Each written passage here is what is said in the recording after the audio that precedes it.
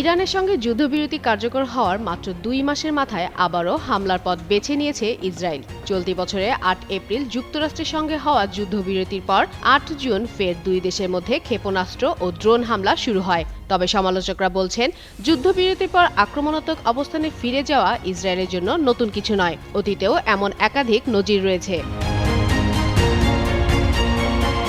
এর আগে ২০২৫ সালে ১৯ জানুয়ারি ফিলিস্তিনি মুক্তিগামী সংগঠনের সঙ্গে কার্যকর হওয়া যুদ্ধবিরতিও বেশি দিন টেকেনি। মাত্র ৫৮ দিন পর ১৮ মার্চ গাজায় ব্যাপক বিমান হামলা চালিয়ে আবারও পূর্ণমাত্রার সামরিক অভিযান শুরু করে ইসরায়েল। দেশটি মুক্তিগামী সংগঠন ও বিভিন্ন আন্তর্জাতিক বিশ্লেষক সেই সময় এই পদক্ষেপকে যুদ্ধবিরতি চুক্তি ভঙ্গ হিসেবে উল্লেখ করেছিলেন। মধ্যপ্রাচ্যের ইতিহাস ঘাটলে দেখা যায়, এমন বিতর্কের সবচেয়ে আলোচিত উদাহরণ ১৯৬৭ সালের ৬ দিনের যুদ্ধ।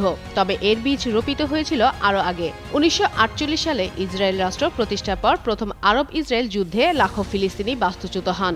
পশ্চিম তীর, জর্দান এবং গাজা মিশরের নিয়ন্ত্রণে যায়। একই সময়ে ইসরায়েলের একটি প্রভাবশালী অংশ ঐতিহাসিক ফিলিস্তিনের আরও বিস্তৃত অঞ্চল নিজেদের নিয়ন্ত্রণে আনার ধারণা সামনে আনে। এরপর ৬০ দশকে উত্তেজনা আরও বাড়ে। সিরিয়া ইসরায়েল সীমান্তের সংঘর্ষ, পানি সম্পদ নিয়ে বিরোধ এবং ফিলিস্তিনি গেরিলাদের হামলার মধ্যে ১৯৬৬ সালে জর্দানের আল-সামু গ্রামে ইসরায়েলি অভিযান এবং ১৯৬৭ সালে সিরিয়ায় ৬টি মিগ যুদ্ধবিমান ভূপাতিত করার ঘটনায় পরিস্থিতিকে আরও জটিল করে তোলে। একই সময়ে সোভিয়েত ইউনিয়নের দেওয়া ভুল গোয়েন্দা তথ্যের ভিত্তিতে মিশরের প্রেসিডেন্ট জামাল আবদেল নাসির সিনাইয়ে সেনা মোতায়েন ও তিরান পদ্ধতি বন্ধ করে দিলে উত্তেজনা চরমে পৌঁছে। এরপর ৫ জুন ১৯৬৭ সালে ইসরায়েল আকস্মিক হামলা চালিয়ে ৬ দিনের যুদ্ধ শুরু করে। সরকারি ভাষায় এটিকে আত্মরক্ষার যুদ্ধ বলা হলেও পরবর্তী সময়ে যুদ্ধকালীন লজিস্টিক কমান্ডের প্রধান জেনারেল মাতিতিয়াহু পেলেত এবং সাবেক প্রধানমন্ত্রী মেনাহেম বেগিনের বক্তব্যে সেই ব্যাখ্যা প্রশ্নের মুখে পড়ে। ইসরায়েলি ইতিহাসবিদ ইলান পাপে সহ একাধিক গবেষকদের মতে, যুদ্ধকে আত্মরক্ষার লড়াই হিসেবে উপস্থাপন করা হলেও সেই বয়ান পরবর্তী দখলদারের নৈতিক ভিত্তি তৈরিতে ব্যবহৃত হয়েছিল। ৬ দিনের সেই যুদ্ধের পর গাজা, পশ্চিম তীর, পূর্ব জেরুজালেম, সিনাই উপদ্বীপ ও গোলান মালভূমির নিয়ন্ত্রণ বদলে যায়। শুরু হয় বসতি সম্প্রসারণ, সামরিক শাসন ও ভূমি দখলের নতুন অধ্যায়।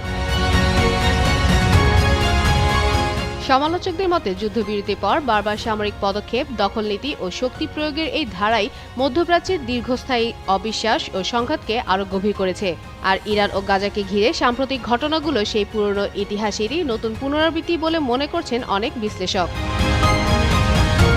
ফাতেমা ফাতেহ জান, যুগান্তর নিউজ।